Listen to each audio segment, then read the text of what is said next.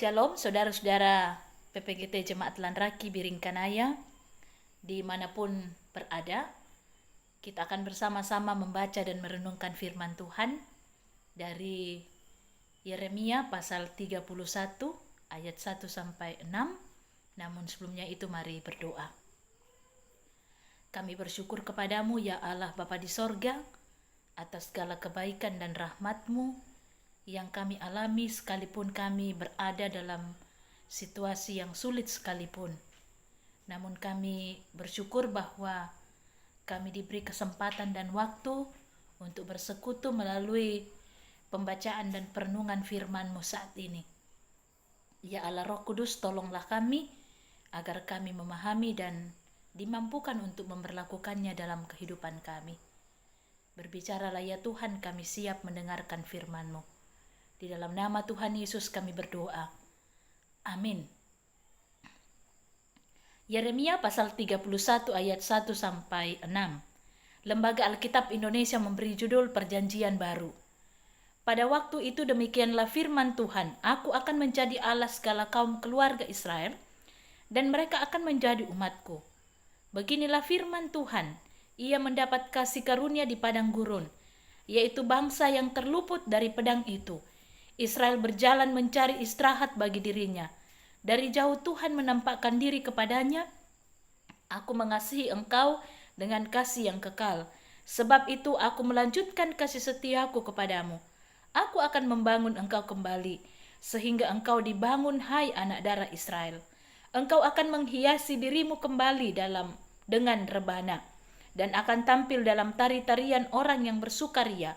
Engkau akan membuat kebun anggur kembali di gunung-gunung Samaria. Ya, orang-orang yang membuatnya akan memeti hasilnya pula. Sungguh akan datang harinya bahwa para penjaga akan berseru di gunung Efraim, ayo marilah kita naik ke Sion kepada Tuhan Allah kita. Demikian sabda Tuhan, syukur kepada Allah. Amin. Saudara-saudara PPGT Jemaat Lanraki Biringkanaya kekasih Tuhan, yang mana yang mau kita pilih? Good news atau bad news? Berita yang baik atau bagus, atau berita yang buruk? Pada umumnya orang senang mendengarkan berita yang baik, karena itu dapat menyukakan hati mereka. Melalui bacaan kita pada saat ini, Yeremia pasal 31, di situ diungkapkan akan good news atau berita yang baik bagi umat Israel yang saat itu sementara berada di pembuangan. Mulai pasal 31 ayat 2, mulai di ayat 2, di situ Allah mengingatkan bangsa Israel bagaimana kebaikan Allah dinyatakan bagi mereka sejak mereka dalam perjalanan di padang gurun. Bahkan di ayat 3 sampai 4, Allah pun juga menyatakan janji pemulihannya bagi umat Israel melalui tindakan membangun. Menarik, ada disebutkan istilah Ephesians of Israel, anak darah Israel.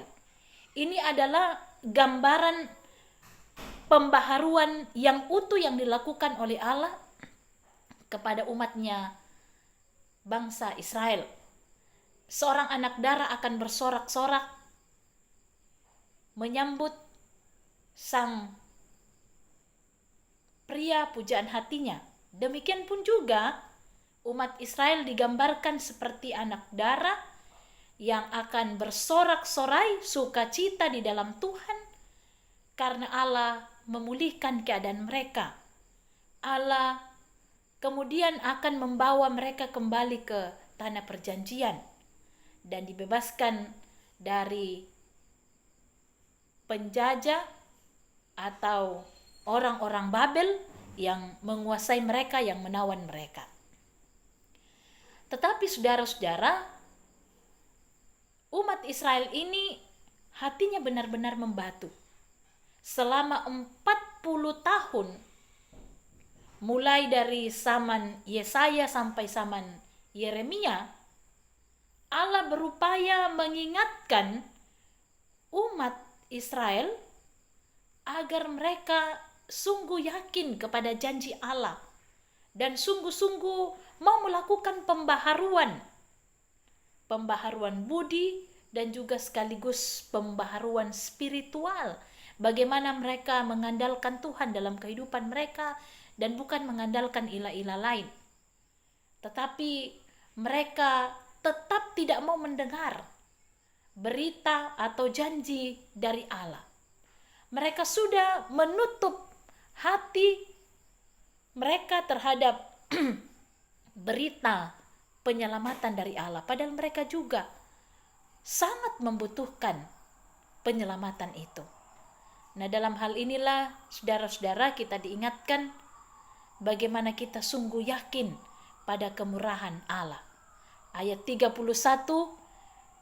bacaan kita hari ini mengingatkan kita bahwa Allah itu adalah Allah sang pemprakarsa perjanjian itu. Ia memelihara perjanjian kasih-Nya dengan kita, meski seringkali kita melanggarnya.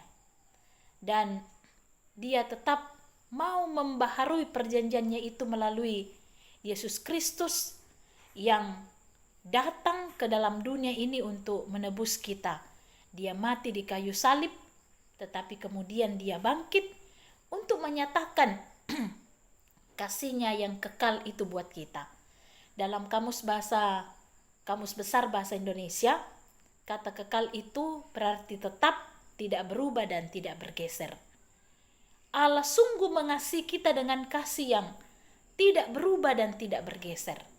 Dan firman Tuhan hari ini mengingatkan kita bahwa Allah yang seringkali tidak bisa dipahami melalui logika kita, tetapi dalam keterbatasan itu Allah sungguh menyatakan kemahakuasaannya. Bagi Allah tidak ada yang mustahil. Ia bisa mengerjakan hal-hal yang di luar kemampuan kita. Dan karena itu baiklah kita selalu menyerahkan seluruh kehidupan kita hanya kepada Dia. Karena kasih-Nya tak terbatas.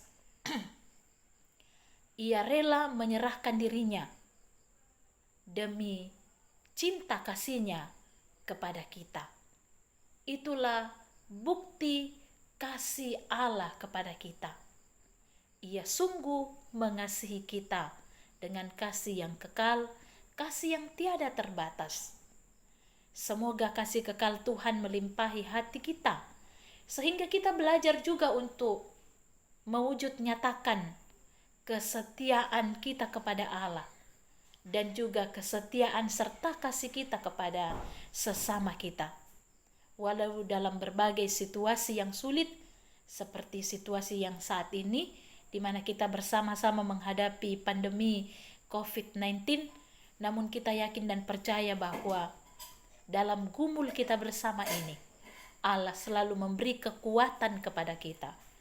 Allah memberikan semangat, sukacita kepada kita, agar kita terus saling mendoakan, bersehati, bergandengan tangan, mengandalkan Tuhan, sehingga kita berpengharapan bahwa suatu saat badai ini pasti berlalu atas perkenan Tuhan. Dan di tengah situasi ini, mari terus menjaga daya tahan tubuh kita, menjaga kesehatan kita dengan tetap mengandalkan Tuhan dan juga tetap berbahagia, karena hati yang bersuka cita itu adalah obat. Hati yang gembira adalah obat bagaimana kita memberi dampak, memberi sukacita kepada sesama kita, menyapa mereka, mendoakan mereka, dan kita percaya bahwa Tuhan pasti menolong kita dan menuntun kita di segala situasi yang kita alami. Selamat Paskah, dan semoga semangat Paskah akan terus membaharui kehidupan kita, meneguhkan pengharapan kita di dalam Yesus Kristus untuk bersama-sama menghadapi pandemi COVID-19 ini dengan terus mengandalkan Dia. Tuhan sumber selamat. Terpujilah namanya. Amin. Mari berdoa. Terima kasih ya Tuhan untuk firman-Mu yang telah kami baca dan renungkan saat ini. Kami percaya kami selaku pemuda-pemudimu dimampukan untuk menjadikannya sebagai dasar kehidupan kami. Tolonglah kami ya Tuhan di segala situasi yang kami alami. Kami terus mengandalkan Engkau.